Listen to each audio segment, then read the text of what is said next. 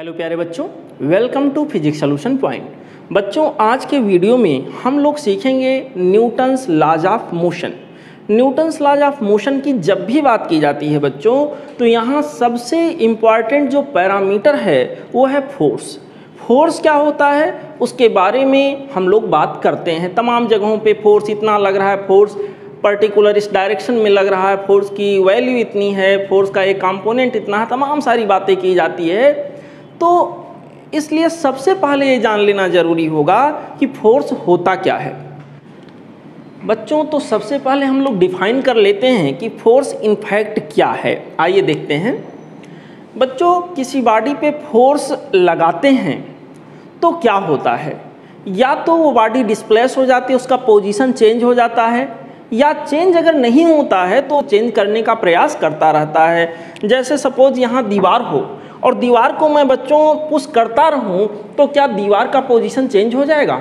नहीं, हम इतने बलवान तो नहीं हैं, लेकिन हाँ चेंज होने का प्रयास जरूर होगा। वही फोर्स अगर बच्चों मैं किसी एक छोटे से ब्लॉक पे लगाऊं तो ब्लॉक शिफ्ट होने लगेगा, स्लाइड करने लगेगा। इसका मतलब फोर्स क्या करता है? फोर्स एक ऐसा काज है, एक ऐसा कारण है, एक ऐसा पैरामीटर है जिसकी वजह से किसी बॉडी का पोजीशन या तो चेंज हो जाता है या चेंज होने का प्रयास हो रहा होता है। पोजीशन या तो चेंज हो जाता है या चेंज होने का प्रयास हो रहा होता है। सवाल उठा, सर फोर्स क्या कर सकता है? ये जरा देखते हैं। बच्चों, फोर्स किसी रुकी हुई बॉडी को चला सकता है। It means force can start the motion of a body. कोई बॉडी चल रही हो, उस पर ऊपर उल्टा फोर्स लगा दें, कहने का मतलब वेलोसिटी के अपोजिट, तो हो सकता है फोर्स लगाने से वो बॉडी रुक जाए। फोर्स कैन स्टॉप ये मूविंग बॉडी। एक रुके हुए बॉडी को फोर्स चला सकता है या चलाने का प्रयास कर सकता है। एक चल रहे बॉडी को फोर्स रोक सकता है या रोकने का प्रयास कर सकता है। कोई बॉडी कहीं पर जा रहा, जिधर जा रहा है उधर ही फोर्स लगा दिया जाए तो बच्चों बॉडी की वेलोसिटी क्या होगी? बढ़ जाएगी। इसका मतलब फोर्स बॉडी की वेलोसिटी को बढ़ा सकता है। हो सकता है जिधर बॉडी जा रहे उसके अपोजिट डायरेक्शन में फोर्स लगा दें तो बच्चों उस दशा में क्या होगा? फोर्स उस बॉडी के वेलोसिटी को डिक्रीज करा सकता है।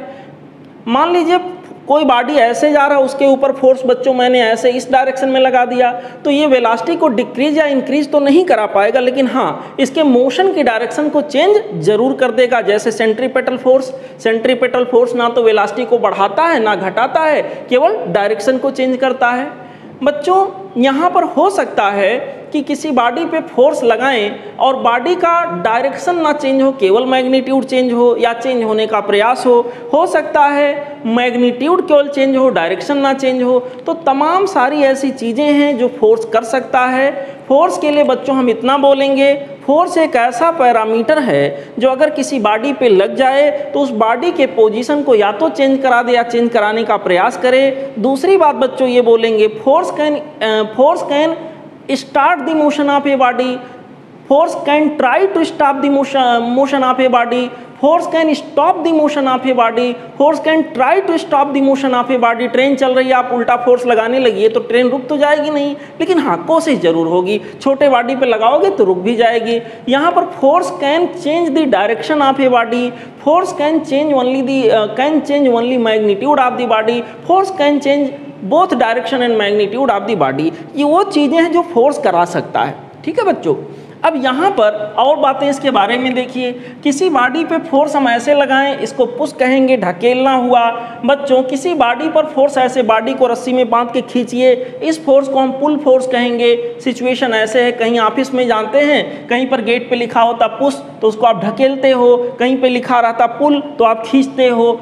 ठीक है बच्चों, यहाँ पे फोर्स का रिप्रेजेंटेशन फिजिक्स में कुछ जगहों पे आप देखोगे पॉजिटिव साइन के साथ होगा, कुछ जगहों पे आप देखोगे निगेटिव साइन के साथ होगा। जहाँ पर बच्चों फोर्स का रिप्रेजेंटेशन पॉजिटिव साइन के साथ हो रहा है वहाँ पर पक्का है फोर्स का नेचर रिपल्सिव होगा। जहाँ पर फोर्स का रिप्रेजेंटेशन बच्चों निगेटिव साइन के साथ हो रहा है वहाँ पक्का है फोर्स का नेचर कैसा होगा? एट्रैक्टिव होगा। ठीक है बच्चों, ये चीज़ आप समझ जाइए। पॉजिटिव और निगेटिव साइन का कोई खास महत्व नहीं होता फोर्स में, बशर्ते उसका नेचर पता चल जाता है। फोर्स बच्चों पॉजिटिव साइन का है तो इसका मतलब वो रिपल्सिव नेचर का है, निगेटिव है तो अट्रैक्टिव नेचर का होगा। अच्छा बच्चों, जो नेचर हमारा है, नेचर में जो मेन फोर्स पाए जाते हैं उसमें सबसे स्ट्रांग फोर्स जो होता है वो न्यूक्लियर फोर्स होता है। उसके बाद बच्चों इलेक्ट्रोमैग्नेटिक फोर्स, इलेक्ट्रिक और मैग्नेटिक फोर्स की बात हो रही है तो एक साथ लिखते हैं इलेक्ट्रोमैग्नेटिक फोर्स। उसके बाद बच्चों यहाँ मैंने लिखा वीक फोर्स। वीक फोर्स का क्या मतलब हुआ बच्चों, न्यूक्लियर फोर्स में दो फोर्स होते हैं, एक जो न्यूक्लियन को बांधे रहते हैं, न्यूक्लियन मतलब प्रोटॉन और न्यूट्रॉन को, वो सबसे स्ट्रांग फोर्स होता है, और एक वो फोर्स होते हैं वीक न्यूक्लियर फोर्स। आखिर बीटा पार्टिकल क्यों निकलता है न्यूक्लियस से, क्योंकि उसको बांधने वाला फोर्स बहुत वीक हो जाता है बेटा जी। यहाँ पर इसको वीक न्यूक्लियर फोर्स कहें या वीक फोर्स कह लिया जाता है। और सबसे कमजोर, सबसे वीक फोर्स जो नेचर में होता है वो होता है ग्रेविटेशनल फोर्स। तो नेचर में पाए जाने वाले मेन फोर्स और उनका ऑर्डर मैंने यहाँ पर लिखा है। बच्चों एक बात और, कंजर्वेशन नॉन कंजर्वेशन के बेसिस पर फोर्स को अदर दो पार्ट में आप देख सकते हो, एक कंजर्वेटिव दूसरा नॉन कंजर्वेटिव। मतलब किसी बॉडी पे फोर्स लगे और बच्चों उस बॉडी की मैकेनिकल एनर्जी मतलब काइनेटिक प्लस पोटेंशियल वो चेंज ना हो, नेट मैकेनिकल एनर्जी उतना का उतना ही बना रहे, तो हम कहेंगे कि वो कंजर्वेटिव फोर्स है। और अगर बच्चों फोर्स लगाने के बाद बॉडी की मैकेनिकल एनर्जी चेंज होने लग गई तो उस फोर्स को हम कहेंगे non conservative force. Conservative force के बहुत सारे एग्जाम्पल आपको मिल जाएंगे, जिसमें कि हमारा हो गया ग्रेविटेशनल फोर्स, स्प्रिंग फोर्स हो गया, कूलम्बियन फोर्स हो गया। बच्चों ये सारे फोर्स हमारे कंजर्वेटिव नेचर के होते हैं। रिस्टोरिंग फोर्स हो गया, सेंट्रल फोर्स कोई भी हो कंजर्वेटिव नेचर के होंगे। और वहीं पर हम अगर जाते हैं नॉन कंजर्वेटिव तो उसमें मैकेनिकल एनर्जी का लॉस होगा, वहाँ पे वर्क डन पाथ डिपेंडेंट होगा, जबकि कंजर्वेटिव फोर्स के द्वारा वर्क डन पाथ इंडिपेंडेंट होता है। बच्चों वहाँ नॉन कंजर्वेटिव के केस में हमारा मेन एग्जाम्पल आ जाता है फ्रिक्शन फोर्स। फ्रिक्शन फोर्स के अलावा विस्कस फोर्स, एयर रेजिस्टेंस, ये सारे फोर्स बच्चों नॉन कंजर्वेटिव नेचर के हो रहे होते हैं। अच्छा, यहाँ पर बच्चों यूनिट ऑफ फोर्स क्या यूज करते हैं? Basically unit of force F equal to M, ये तो सुना होगा, एम मतलब किलोग्राम, ये मतलब मीटर पर सेकेंड स्क्वायर। बच्चों किलोग्राम मीटर पर सेकेंड स्क्वायर, या इसी को हम कह सकते हैं न्यूटन। न्यूटन जी का नाम यहाँ से अमर हो गया। और बच्चों यहाँ इसी फोर्स के लिए हम यूनिट यूज करते हैं किलोग्राम फोर्स, या फोर्स को रिप्रेजेंट करने के लिए एक यूनिट यूज होता है किलोग्राम वेट। ये जो पहले लाइन में मैंने लिखा बच्चों ये SI यूनिट के अंतर्गत देखे जाते हैं ये, और अगले लाइन में जो मैंने लिखा ये CGS यूनिट के अंतर्गत देखे जाएंगे। यहाँ किलोग्राम सेंटीमीटर पर सेकेंड स्क्वायर या डाइन उसी को कहते हैं, ये ग्राम फोर्स होता है बच्चों, या उसी को ग्राम वेट कहा जाता है।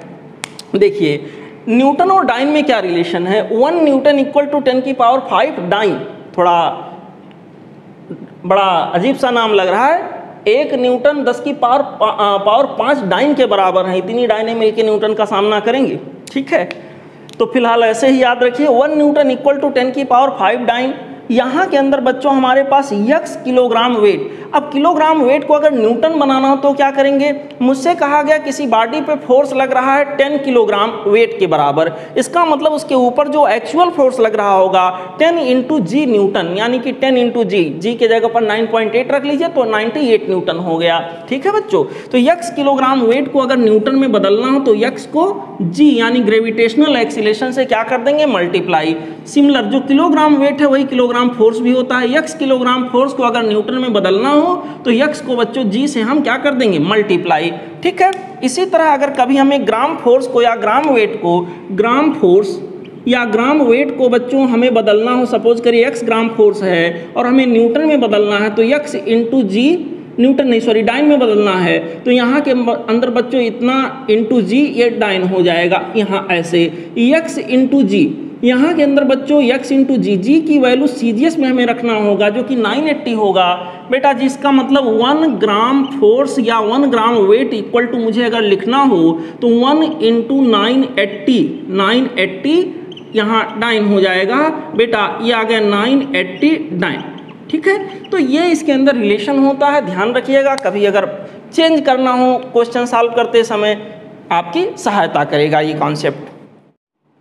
आइए बच्चों अब हम लोग न्यूटन्स लॉज ऑफ मोशन की बात करते हैं। न्यूटन्स लॉज ऑफ मोशन में बच्चों 3 लॉज हैं, उसमें first law, second law, third law.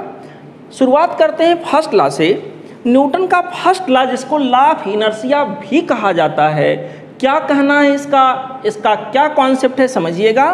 बच्चों ये लॉ हमसे ये कहता कि अगर कोई बॉडी रेस्ट में है तो रेस्ट में ही बना रहेगा, और अगर कोई बॉडी मोशन में है तो कंटिन्यूअसली उसी डायरेक्शन में वो मोशन करता ही रहेगा तब तक जब तक कि बॉडी के ऊपर कोई एक्सटर्नल फोर्स ना लगे। कहने का मतलब है बॉडी अगर रेस्ट में है बच्चों, सपोज करिए इसके ऊपर कोई फोर्स नहीं है तो यहाँ रेस्ट में ही बना रहेगा, और अगर बॉडी किसी डायरेक्शन में वेलोसिटी से जा रहा किसी पर्टिकुलर वेलोसिटी से और इसके ऊपर नेट फोर्स की वैल्यू 0 है, नेट एक्सटर्नल फोर्स की वैल्यू 0 है, तो बच्चों यहाँ वेलोसिटी को प्रभावित कौन करता है, फोर्स या एक्सीलरेशन, और नेट फोर्स या नेट एक्सीलरेशन अगर 0 है तो वेलोसिटी बिना चेंज हुए उतना ही बना रहेगा, मतलब डायरेक्शन और मैग्नीट्यूड दोनों कांस्टेंट रहेगा। जिधर वो गतिमान है, जिधर वो चल रहा है, उधर के डायरेक्शन में वो अपना मोशन कंटिन्यू रखेगा। बच्चों तो यहाँ Newton's law of inertia that is well famous law, this law states that when a body is in rest then it will remain in rest, and if body is in motion then it will continue its motion with the same velocity along the same direction until an external force is not acting on the body। Body के ऊपर जब तक कोई बाहरी force नहीं लगेगा तब तक बच्चों रेस्ट में बॉडी है तो रेस्ट में ही रहेगा, मोशन में है तो कंटिन्यूअसली कांस्टेंट वेलोसिटी से उसी डायरेक्शन में मोशन में बना रहेगा।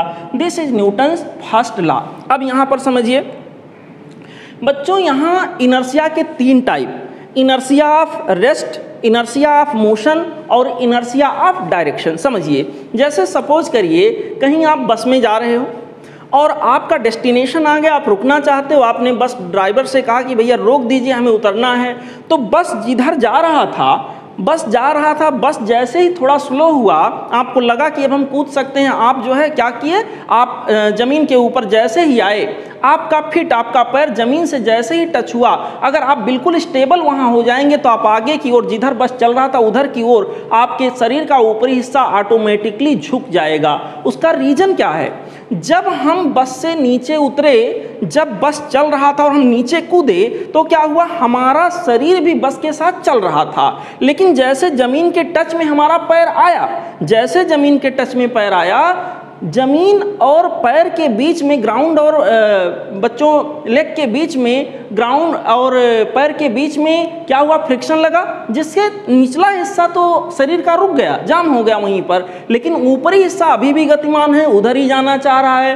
तो क्या हुआ बच्चों, यहाँ के अंदर इसको हम कहेंगे इनर्शिया ऑफ मोशन। जिधर मोशन हो रहा था उधर ही मोशन होते रहने की कोशिश हो रही है, इसको इनर्शिया ऑफ मोशन कहेंगे। दूसरा, मान लीजिए बच्चों यहाँ पर आप किसी बस में बैठ के पेपर पढ़ रहे थे ऐसे आराम से, तब तक आप जान नहीं पाए, बस का ड्राइवर आया, आप रुके हुए थे, और जैसे ही बस का ड्राइवर यहाँ एक्सीलरेट किया, बस को आगे की ओर बढ़ाया, आपके शरीर का ऊपरी हिस्सा पीछे की ओर झुक गया। क्यों, ऐसा क्यों हुआ? इसलिए हुआ क्योंकि आपके शरीर का जो नीचे वाला भाग था वो सीट के टच में है, उसके साथ बंधा हुआ है एक तरह से, लेकिन ऊपरी हिस्सा फ्री है।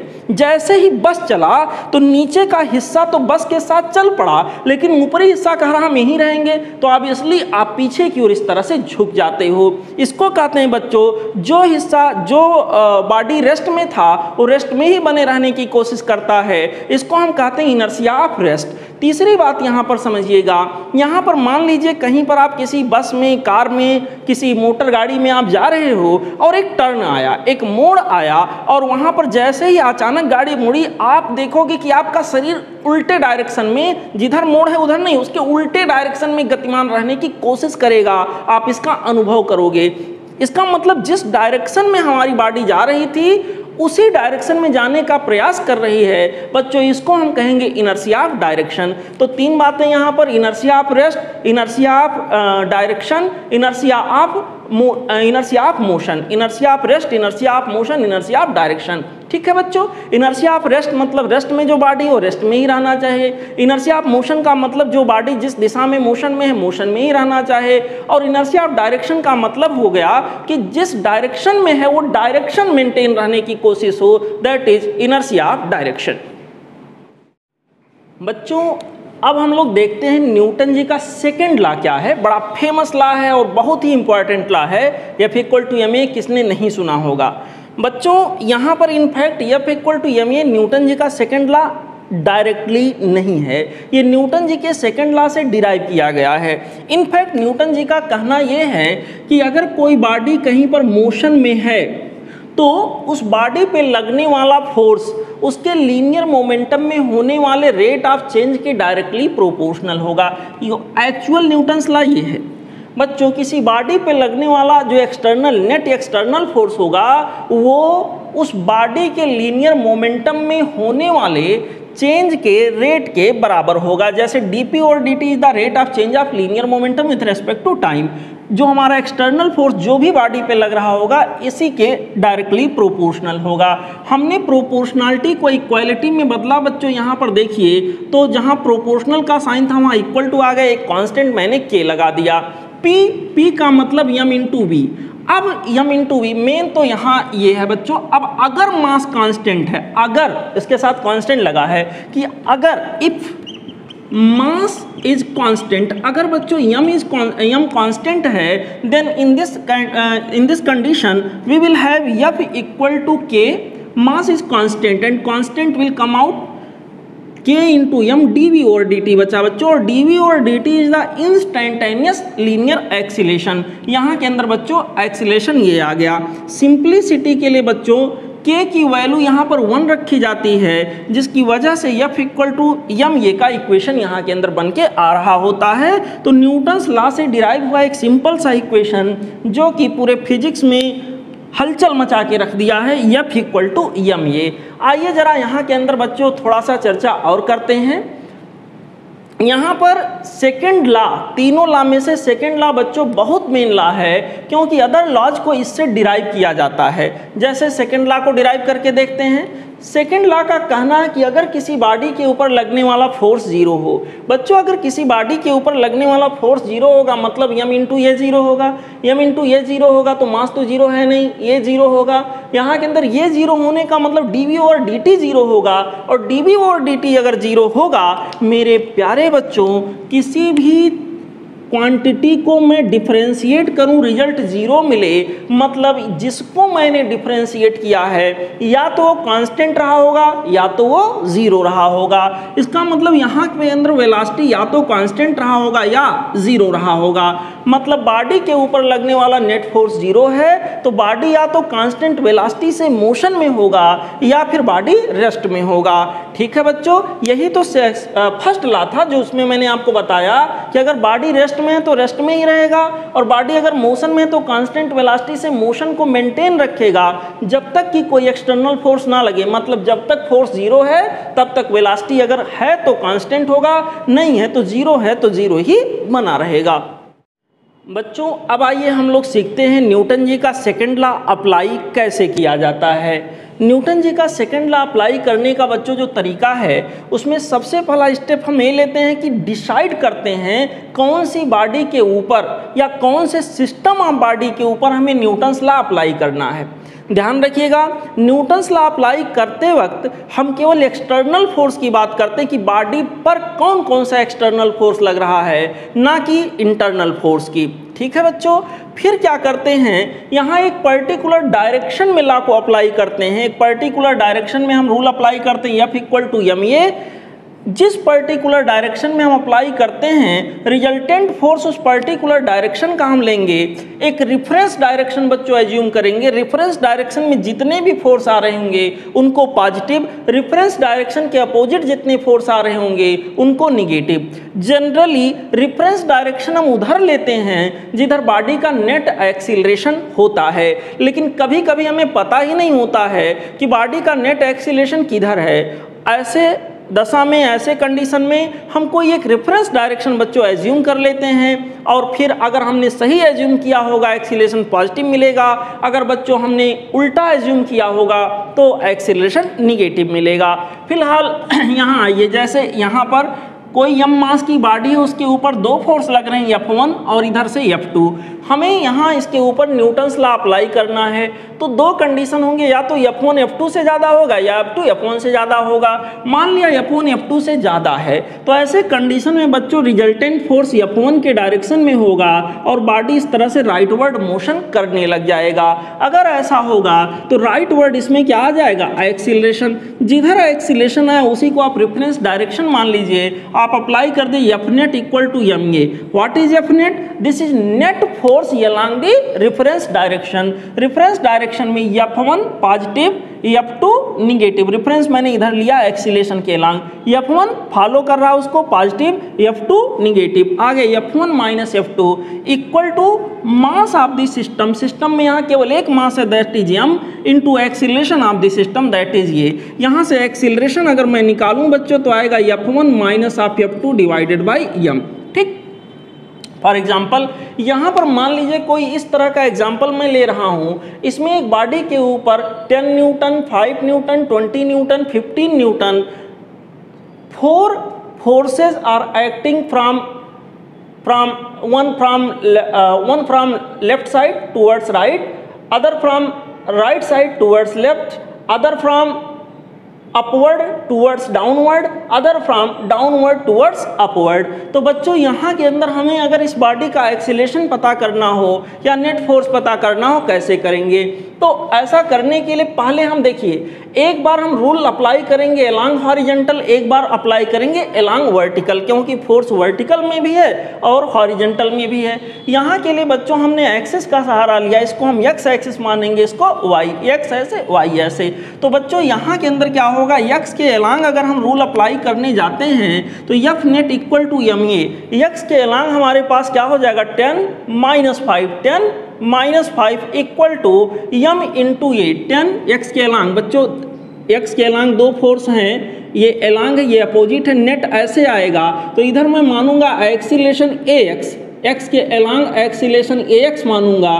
तो बच्चों यहाँ के अंदर आ जाएगा 10 माइनस 5 इक्वल टू, यहाँ के अंदर हो जाएगा बच्चों mass of this body into acceleration along x, इसको मैंने ए एक्स माना है। तो यहाँ के अंदर बच्चों 10 माइनस 5 5 अपॉन 5 1 आ गया, ए एक्स की वैल्यू हमारे पास 1 मीटर पर सेकेंड स्क्वायर आ गई। किधर आएगी, अलोंग राइटवर्ड। ये हो गया बच्चों, मैंने यहाँ दिखाया हुआ है। अच्छा, फिर हम रूल अप्लाई करेंगे along Y axis. Along Y axis बच्चों आप जरा देखें, 20 न्यूटन डाउनवर्ड है, ये वाई एक्सिस इसको मैं मान रहा हूँ, 20 न्यूटन निगेटिव वाई के अलोंग होगा, 15 न्यूटन पॉजिटिव वाई के अलोंग होगा, यानी इधर का फोर्स डोमिनेट कर रहा है। तो ए वाई हमारा किधर जाएगा बच्चों, ये वाई डाउनवर्ड आएगा। इसके हिसाब से मैं रूल अप्लाई करूंगा, F net equal to M ए।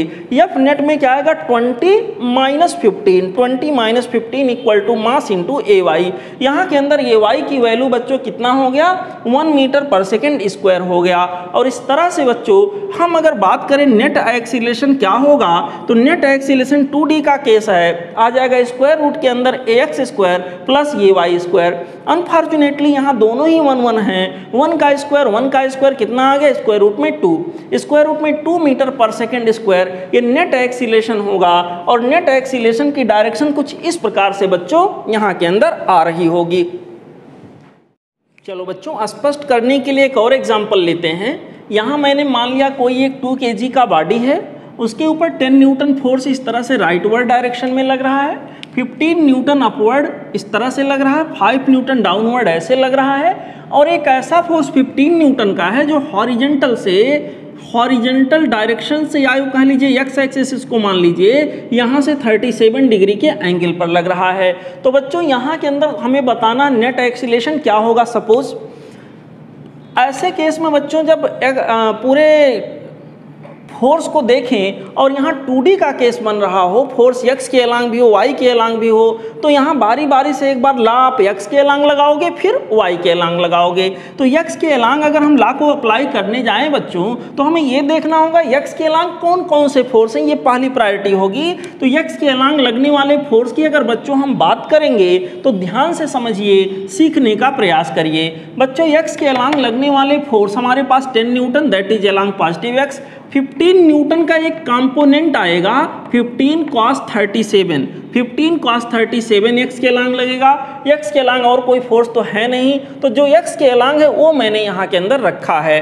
बच्चों 37 डिग्री, 53 डिग्री और 90 डिग्री वाला ट्राइंगल याद रखिएगा, आपके काम आएगा। 37 के सामने का आर्म 3 रहेगा, ऐसे याद रखिए 37 के सामने का आर्म 3 रहेगा, और यहाँ बाकी 3 से शुरू कर दिए, 3 4 5। यहाँ 53 के सामने का आर्म 4 रहता है, और 90 के सामने का आर्म यहाँ पाइथागोरस से निकाला जा सकता 5 होगा। 37 के सामने 3, बस ऐसे टैली कर लीजिए, बाकी 4 5 ऐसे कर देना है। तो यहाँ के अंदर बच्चों F net equal to M A, F net equal to M A, यहाँ के अंदर x के अलांग कितने net force, 10 newton plus 15 cos 37, 10 plus 15 cos 37 हो गया, इक्वल टू यहाँ के अंदर m into A, mass of this बाजी 2 into A for acceleration, acceleration along x axis ax। बच्चों यहाँ के अंदर आ गया 10 प्लस 15 इंटू cos 37 का मतलब 4/5, 5 15 से डिवाइड होगा, 15 5 से डिवाइड होगा। बच्चों यहाँ के अंदर आ जाएगा 3 3 4 जा 12 आ जाएगा, 3 4 जा 12 आ जाएगा। और इस तरह से अगर ये 12 आ गया तो यहाँ के अंदर बच्चों 12 प्लस 10 यहाँ के अंदर आ जाएगा 22 डिवाइडेड बाई 2 कितना आ गया 11। यहाँ के अंदर आ गया बच्चों 11 मीटर पर सेकेंड स्क्वायर। ये एक्सीलरेशन हुआ along X axis. Similarly along Y axis हम अप्लाई करेंगे, then we will have to make free body diagram and we will show all the forces along Y axis. Y axis के along बच्चों हम force दिखाएंगे अगर, तो एक तो सीधे सीधे दिख रहा है 15 न्यूटन, 5 न्यूटन, ये तो दिख रहा है। एक और फोर्स होगा 15 का ये वाला कंपोनेंट, ये हो जाएगा 15 cos 37 ये है, तो cos 37 और sin 37, 15 sin 37 यहाँ मैंने लिख दिया। बच्चों इस प्रकार से अगर हम इसको सॉल्व करने के लिए जाएंगे तो I will have to take all the forces along y axis and we will have to apply the equation F net equal to ma. F net equal to ma. Clearly you can see that this upward force will dominate 15 plus something, this is only 5। तो यहाँ के अंदर बच्चों हमारे पास हो गया 15 plus 15 into sine 37, और sign 37 मतलब 3/5 हो गया। 3/5 यहाँ रखा बच्चों, इक्वल टू 2 इंटू ये वाई। यहाँ के अंदर 15 प्लस यहाँ पर बच्चों ये 9 हो जाएगा, 9 और 15 24 डिवाइडेड बाई 2 कितना आ गया 12 मीटर पर सेकेंड स्क्वायर। ये आ गया acceleration along Y axis. Acceleration along X axis जो आया, एक्सीलरेशन एलांग वाई एक्सिस मैंने निकाल लिया। तो बच्चों यहाँ नेट एक्सीलरेशन यहाँ कहीं जाएगा, नेट एक्सीलरेशन हमारा यहाँ कहीं आएगा, और नेट एक्सीलरेशन की मैग्नीट्यूड यहाँ के अंदर आएगी ax का स्क्वायर प्लस ये y का स्क्वायर। बेटा जी अगर इन दोनों का स्क्वायर करें तो हमारे पास ऐसे आ जाएगा 11 का स्क्वायर प्लस 12 का स्क्वायर, व्हाटएवर जो भी सॉल्व करने पर आ जाए वो तो अलग की बात है। ठीक है बच्चों, तो ये था रूल को अप्लाई करने का तरीका। बच्चों आगे बढ़ने से पहले हम लोग न्यूटन्स लॉज ऑफ मोशन में यूज होने वाले जो डिफरेंट फोर्सेज होते हैं उनके बारे में थोड़ी जानकारी ले लें, ताकि आगे जब हम लोग क्वेश्चन करें तो वहाँ दिक्कत ना हो। बच्चों इसमें एक बहुत मेन फोर्स होता है जिसका नाम आप बहुत सुनते हो, दैट इज टेंशन फोर्स। तो आइए देखते हैं टेंशन फोर्स क्या है। पहली बात बच्चों, टेंशन फोर्स किसी फ्लेक्सिबल बॉडी में डेवलप होगा, जैसे कि कोई धागा हो, स्ट्रिंग हो, जैसे कोई पतला सा चेन हो जिसको आसानी से मोड़ा जा सके। टेंशन फोर्स किसी रिजिड बॉडी के अंदर डेवलप नहीं होता है, उस टेंशन फोर्स का रूप बदलकर उसको तमाम और नामों से जाना जाता है। फिलहाल फ्लेक्सिबल बॉडी के अंदर ही टेंशन फोर्स डेवलप होगा। जैसे मान लीजिए कोई स्ट्रिंग मैंने धागा लिया, उसका एक सिरा कहीं दीवार से मैंने अटैच कर दिया और दूसरे सिरे पर मैंने फोर्स लगाया, तो बच्चों यहाँ पर क्या होगा कि जैसे ही फोर्स लगाएंगे रस्सी तनित अवस्था में आ जाएगी, टेंसाइल स्टेट में आ जाएगी, और इसके अंदर कौन सा फोर्स डेवलप हो जाएगा, टेंशन फोर्स। तो टेंशन फोर्स का नेचर पूछा जाता है कभी कभी, तो बच्चों इसका नेचर इलेक्ट्रोमैग्नेटिक होता है। कैसे, आप उसको मत सोचो। यहाँ पर बशर्ते इलेक्ट्रोमैग्नेटिक होता है, इंटरनल मैकेनिज्म की वजह से बच्चों इसको बताया गया है, ये इलेक्ट्रोमैग्नेटिक नेचर का होगा। और ये कैसे बॉडी में डेवलप्ड होगा बच्चों, ये फ्लेक्सिबल बॉडी के अंदर डेवलप होगा, जैसे चेन हुआ पतला सा, जैसे स्ट्रिंग हुआ, जैसे यहाँ पर बच्चों कोई थ्रेड हुआ, उसके अंदर डेवलप होगा।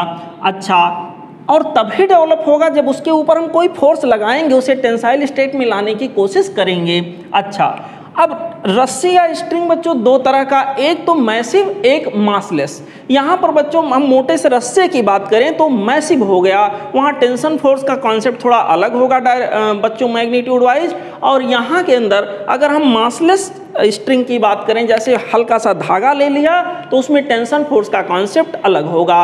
बच्चों अगर स्ट्रिंग मासलेस है तो टेंशन फोर्स उसके हर एक पॉइंट पर क्या होगा, सेम होगा। यहाँ के अंदर बच्चों जैसे मैंने एक आधार यहाँ दीवार है, इस दीवार से एक रस्सी को बांधकर मैं इसके दूसरे टर्मिनल पर फोर्स लगा रहा हूँ यहाँ पे, तो जैसे ही फोर्स लगाऊंगा एक टेंसाइल स्टेट में आ जाएगा। टेंसाइल स्टेट में आ जाएगा तो ऑब्वियसली इस फोर्स का सामना करने के लिए इधर क्या डेवलप होगा, टेंशन फोर्स। इनफैक्ट यही जो हमने फोर्स लगाया इसी के बराबर इसमें टेंशन डेवलप होगा, और उसी के बराबर यहाँ पर बच्चों मैंने फोर्स दिखाया हुआ है। समझिए ध्यान से बच्चों, ये देखिए, ये जो हमने यहाँ पर एक्सटर्नल फोर्स लगाया ना, इनफैक्ट यही यहाँ पर क्या बन गया, टेंशन जो बॉडी को खींच रहा है। अब इसका रिएक्शन फोर्स यहाँ पे जो लगेगा, मैं रस्सी को खींच रहा हूँ तो रस्सी मुझे खींच रहा है, जितना फोर्स मैंने लगाया उतना रस्सी ने मुझ पर लगाया, जो कि टेंशन फोर्स कहलाया। बच्चों टेंशन फोर्स इनफैक्ट ये है जो मैंने लगाया उसी के बराबर फोर्स यहाँ लगा। अच्छा, टेंशन फोर्स अगर रस्सी मासलेस है, स्ट्रिंग मासलेस है, तो टेंशन फोर्स की वैल्यू हर जगह क्या होगी, सेम। यहाँ पर बच्चों टेंशन फोर्स की वैल्यू हमारे पास डायरेक्शन में देखूँ ऐसे होगा, यहाँ पर टेंशन फोर्स के बराबर फोर्स ऐसे होगा। इनफैक्ट ये फोर्स जो मैं दिखा रहा हूँ दीवार पे लग रहा है, और टेंशन फोर्स जो रस्सी पे लग रहा होगा वो इधर की ओर लग रहा होगा। ये दीवार रस्सी को खींच रहा है और रस्सी दीवार को खींच रहा है। फिलहाल मैग्नीट्यूड टी के बराबर ही आएगा। यहाँ के अंदर बच्चों बीच में जाएं, अब आप सोचो जरा, इस रस्सी को मैं कट करूँ, ये कैंची से एक सीजर से अगर मैं कट करूँ तो दोनों ऐसे ऐसे जाएंगे। तो बच्चों टेंशन फोर्स की डायरेक्शन यहाँ पर बताने के लिए आपको कोई रस्सी दिया हो, यहाँ पता करना हो कि टेंशन फोर्स किधर होगा, तो आप ये सोचो कि यहाँ से अगर इसको सीजर से कट कर दें तो किधर की ओर झटका देके जाएगा, पल्स देके कैसे जाएगा। रस्सी को यथासंभव डायरेक्शन में बनाए रखने के लिए जो फोर्स जैसे था वैसे स्थिति में बनाए रखने के लिए हमें एक एक्सटर्नल फोर्स लगाना पड़ेगा।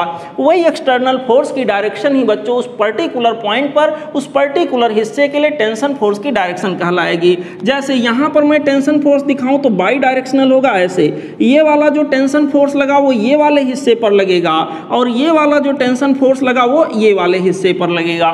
ठीक है बच्चों, अगर रस्सी बच्चों मैसिव है तो यहाँ टेंशन फोर्स की वैल्यू अलग अलग पॉइंट पे अलग अलग हो सकती है।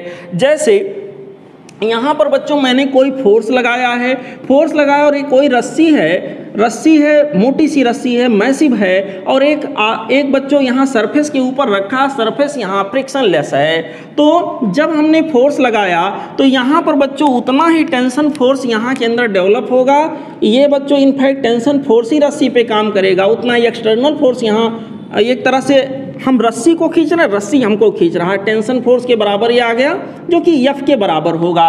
फ्री एंड पर जो हम फोर्स लगाते हैं बच्चों उतना ही जस्ट वहीं पर मैं देखूं कितना टेंशन डेवलप हुआ तो सिमिलर उतना ही टेंशन फोर्स डेवलप होता है। बेटा जी यहाँ पर अगर ये एंड अगला फ्री है, यहाँ पे मैं फोर्स लगा रहा हूँ तो ये फोर्स यहाँ तक ट्रांसमिट होते होते जीरो हो जाता है। टेंशन फोर्स की वैल्यू यहाँ पूछूं क्या आएगा, जीरो। अगर एंड फ्री होगा तो नहीं होगा तो अलग कॉन्सेप्ट होगा। देखिए यहाँ अटैच है, यहाँ फ्री है। ज्यों-ज्यों आगे बढ़ेगा टेंशन फोर्स की वैल्यू कम होती जाएगी। बच्चों बीच में कहीं भी पूछा जाए तो टेंशन फोर्स बाई डायरेक्शनल होगा। यहाँ के अंदर किसी पर्टिकुलर पॉइंट पर, फिर से सुन लीजिए, रस्सी अगर मैसिव है बच्चों तो टेंशन फोर्स अलग अलग पॉइंट पर अलग अलग होगा, लेकिन किसी पर्टिकुलर पॉइंट पे बीच में जाएंगे तो इक्वल और अपोजिट होगा। यहाँ पर बच्चों ये चीज़ आप ध्यान रखिएगा। मान लीजिए रस्सी यहाँ पर इस तरह से किसी आधार से बंधा हुआ है, अगर बंधा होगा बच्चों तो ऑब्वियसली मैं अगर खींचूंगा और ये पूरा सिस्टम अगर रेस्ट में है, मतलब जितना फोर्स मैंने इधर को लगाया सिस्टम पर उतना फोर्स इधर भी लग गया होगा। तो बच्चों अगर रेस्ट में है तो कंडीशन ऐसा बनेगा। मान लीजिए चल रहा होता तो बीच में हम कोई पॉइंट यहाँ उठाते, कहते सर यहाँ टेंशन जो भी है इधर उतना इधर होगा। अलग अलग पॉइंट पे टेंशन अलग अलग होता, अलग अलग पॉइंट पे टेंशन अलग अलग होता। अगर ये फ्री होता बशर्ते एक पर्टिकुलर पॉइंट पे बच्चों टेंशन क्या होता, इक्वल और अपोजिट होता। तो ये चीजें ध्यान रखिएगा, क्वेश्चन करने में आपकी मदद करेगा। बेटा यहाँ के अंदर क्या होगा, रस्सी अगर मासलेस है तो यहाँ पर टेंशन फोर्स हर एक पॉइंट पर सेम होगा, वही मैंने लिखा हुआ है। Different at different points if string is massive, जो कि मैंने आपको बताया। Between two ends of the string the tension force is by directional, दो एंड के बीच में अगर जाके इसको देखते हैं बच्चों तो ये बाई डायरेक्शनल होता है। और कुछ बातें सुन लीजिए बच्चों, कोई रस्सी कितने मैक्सिमम टेंशन को झेल सकता है, टेंशन की वैल्यू उसके अंदर बढ़ाते जाओ तो एक समय ऐसा आएगा, एक लिमिट ऐसा आएगा जब रस्सी ब्रेक हो जाएगा। बच्चों मैक्सिमम टेंशन जो कि एक स्ट्रिंग बियर कर सकता है, बर्दाश्त कर सकता है बिना टूटे, उसको बच्चों हम उसका ब्रेकिंग स्ट्रेंथ या टेंसाइल स्ट्रेंथ का नाम देते हैं। जैसे उससे हल्का सा भी फोर्स ज़्यादा करेंगे वो रस्सी ब्रेक हो जाएगा। बच्चों maximum limit of the tension force which a string can bear without breaking that is called tensile strength और breaking strength of that string. Okay बच्चों, तो टेंशन फोर्स के बारे में कुछ खास बातें थी जो मैंने आपको बताया।